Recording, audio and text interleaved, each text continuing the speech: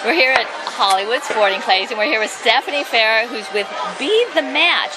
Now, one of the things that you guys are doing, Stephanie, really uniquely is you're checking people for bone marrow donations. Is that what you're doing? Well, basically what this is today, it's a bone marrow drive, and what we do at these is we sign people up by filling out a consent form and swabbing the inside of their cheek. And that information is analyzed, and then we cross-reference it with thousands of patients every single day searching for a match. Oh, really? It's a tissue typing. It's a tissue typing? So, part of it is I'm not familiar with this at all. What happens in a bone marrow donation? Okay, well, the reason we are here is because when a patient has a disease like leukemia or lymphoma or aplastic anemia, even sickle cell anemia these days, there are times when they will require a bone marrow transplant. And if they don't have a match within their own family, they depend on the registry to help find those matches.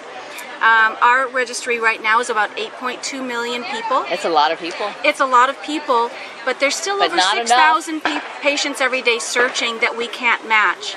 So every day we have an opportunity to talk to people about joining the registry. It gives us new hope that those patients will have a match tomorrow. Is bone marrow similar to like blood types? Your blood type doesn't matter in this instance, okay, but your bone marrow is actually where all your blood cells start forming. And that's basically what we need for the patient, is to give them a new blood system that you could provide for them. And those cells are called stem cells. And how we collect those these days is actually through your blood. In a process called apheresis.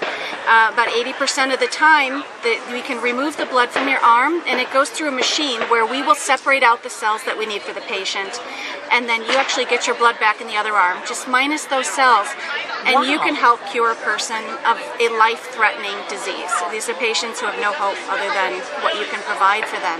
So it's like a blood donation in a way, right? The same type of process, but you can actually help save somebody's life by doing that? Well, what happens is in these diseases, what the doctors need to do is try to kill that cancer, that blood cancer, thoroughly. In order to do that, they have to kill the bone marrow. And the only way that patient can survive is with a new healthy blood system that we can provide. And that's where the donors come in. So that's really, really interesting. Now, there are times when the doctors will still ask for bone marrow from a donor. And where they get that is actually in the top of your pelvic bone and just right above your buttocks and your behind. And inside of there is where all those baby blood forming cells are starting to grow.